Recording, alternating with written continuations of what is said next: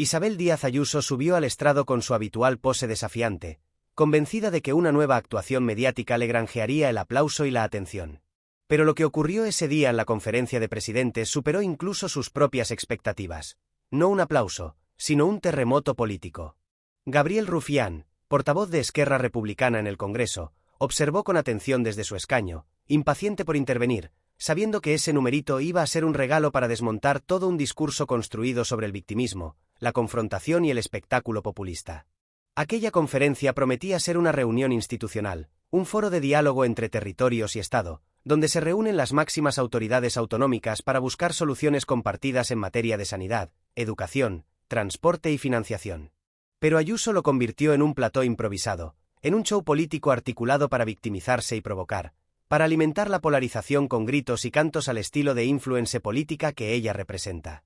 Mientras otros presidentes, incluso del Partido Popular, optaban por un tono moderado, dialogante y respetuoso, Ayuso empujaba a la crispación con declaraciones incendiarias. España se desangra desde Moncloa, nos arrodillamos ante los independentistas, hay un golpe de Estado silencioso en ciernes.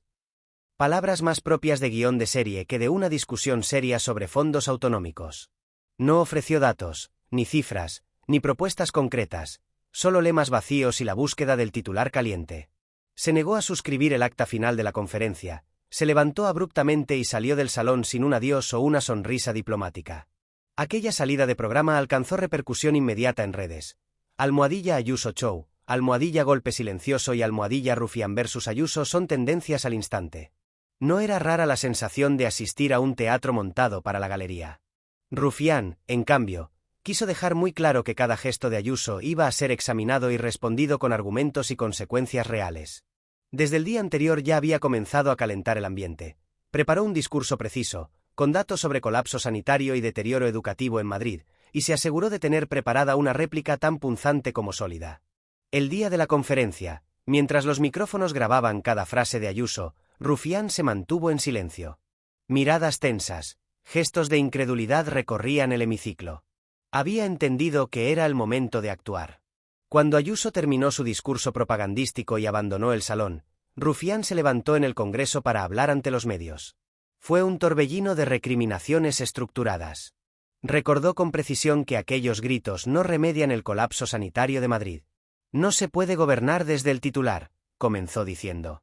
Ayuso habla de libertad mientras los ciudadanos de Madrid esperan horas en urgencias, mientras los estudiantes se hacinan en aulas masificadas, mientras el precio de la vivienda se dispara sin control y mientras sus políticas benefician a fondos buitres y promotores inmobiliarios. Eso no es libertad, eso es abandono. La carga contra la presidenta madrileña fue implacable. Rufián desmontó su discurso punto por punto, señalando que Ayuso solo sabe moverse en el barro del enfrentamiento, que convierte cada comparecencia en un ataque frontal a Pedro Sánchez y en una defensa vacía de una supuesta esencia española que nadie le ha encargado custodiar.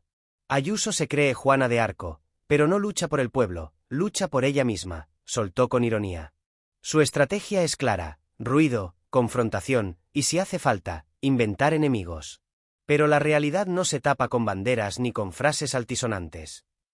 Las redes estallaron. El vídeo de Rufián se viralizó a toda velocidad. Medios como La Sexta, Público y El Diario.es titularon la escena con frases demoledoras. Rufián desmonta a Ayuso con datos. La presidenta queda aislada tras su numerito, ni el PP respalda su discurso.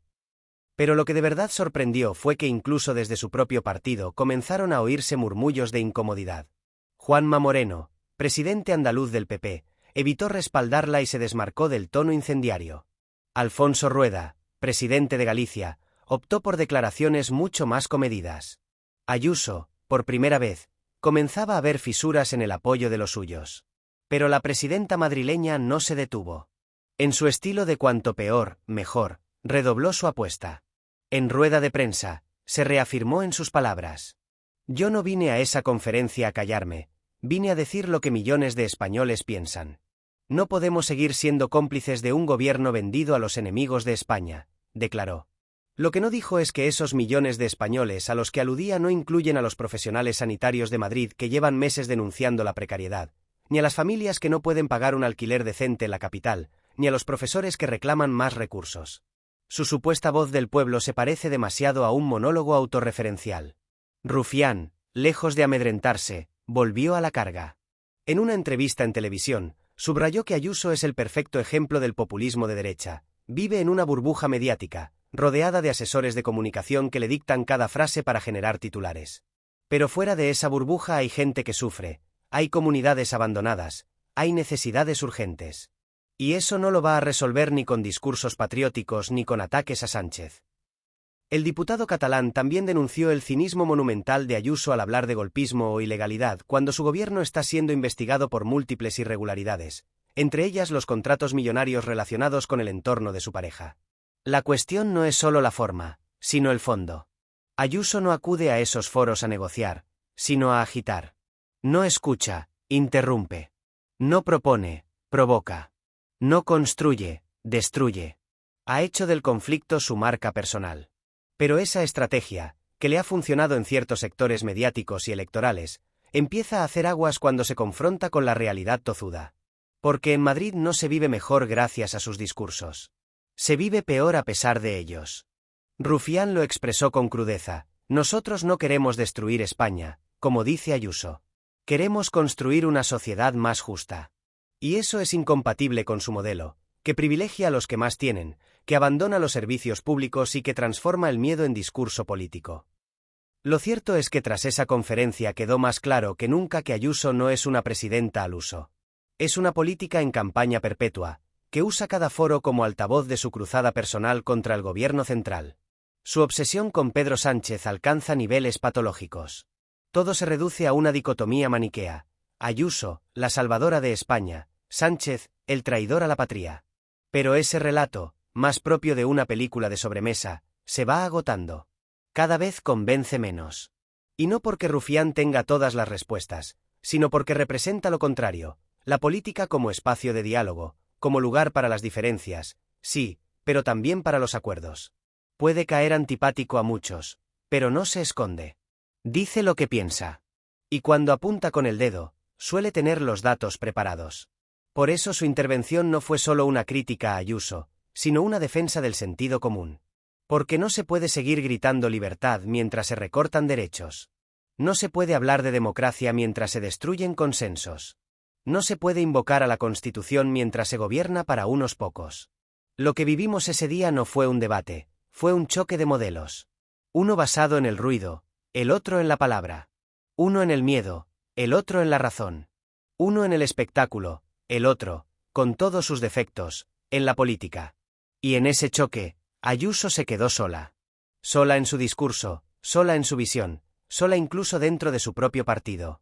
Porque ni Feijóo salió en su defensa inmediata. Porque hasta en la derecha hay quienes empiezan a temer que su estrella mediática termine eclipsando la sensatez. Y cuando eso ocurre, todo se resquebraja. En resumen, el numerito de Ayuso en la conferencia de presidentes fue la gota que colmó el vaso de muchos. No solo de sus rivales, también de quienes, con discreción, empiezan a preguntarse si esta estrategia le sirve a España, o solo a ella. Rufián le puso palabras al hartazgo general. Hizo lo que muchos piensan y pocos se atreven: decirle a Ayuso que ya basta. Que la política no puede seguir siendo una sucesión de insultos y banderas. Que hay que volver a hablar de lo importante. Que hay que volver a gobernar. Porque mientras Ayuso se encierra en su show mediático, la gente sigue esperando respuestas. Y en eso, hoy por hoy, ella solo ofrece espectáculo. Y hasta aquí este análisis en profundidad del nuevo numerito de Ayuso y la demoledora respuesta de Gabriel Rufián. Si te ha gustado este vídeo, no olvides dejar tu like, compartirlo y suscribirte al canal para no perderte ningún nuevo episodio donde analizamos la política como es, sin filtros y con toda la verdad por delante. ¿Crees que Ayuso cruzó la línea? ¿Estás de acuerdo con Rufián? Te leo en los comentarios.